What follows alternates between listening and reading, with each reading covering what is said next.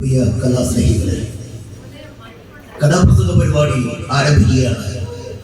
നിങ്ങളെവരുടെയും അനുവാദത്തോടുകൂടി ഈ പരിപാടി അവതരിപ്പിക്കുവാൻ വേദിയൊരുക്കുന്ന പ്രിയ ചർച്ച സൗഹൃദം ജിസറിലെ പ്രിയ കൂട്ടുകാർ, എല്ലാവർക്കും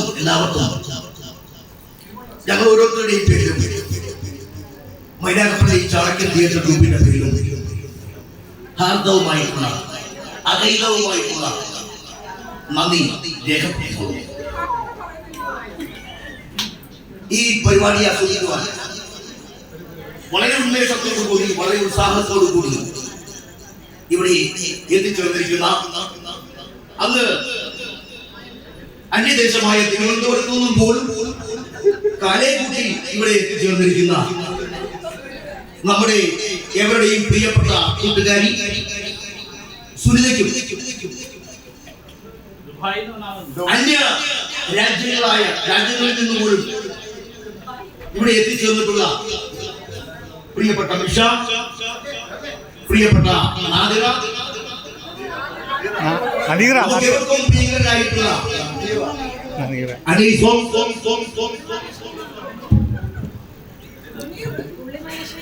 അറക്കൽ കൊളവാക്കി. ഹലോ, അറക്കൽ മുനീർ, മറ്റ് സോംസ്, പ്രിയ സുഹൃത്തുക്കൾ, എല്ലാവരെയും ഒരിക്കൽ കൂടി ഈ വേദിയിലേക്ക് സ്വാഗതം ചെയ്തുകൊണ്ട് കഥാപ്രസംഗ പരിപാടി, ഡിജിറ്റൽ കഥാപ്രസംഗ പരിപാടി ആരംഭിക്കുകയാണ്.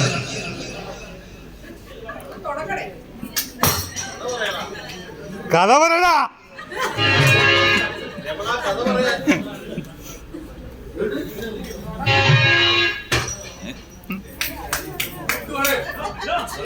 എന്ത് പാടേ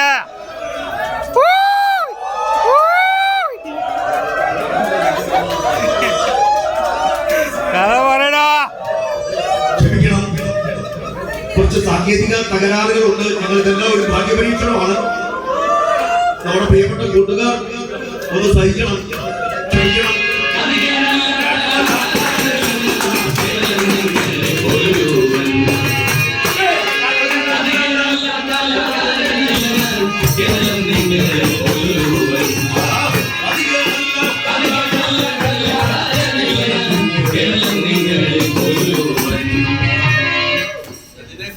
വൈവിധ്യമാർന്ന ജീവിതമണ്ഡലത്തെയാകെ സാമ്പത്തിക മേഖലയുടെ നീരാളിപ്പിടുത്തം ശ്വാസം മുട്ടിച്ച കാലം, പ്രത്യക്ഷ ദൈവമായ രാജാവിന് വേണ്ടി രാജാധികാരത്തെ നിലനിർത്തുന്ന നാടുവാഴികളായ തമ്പുരാക്കന്മാർക്ക് വേണ്ടി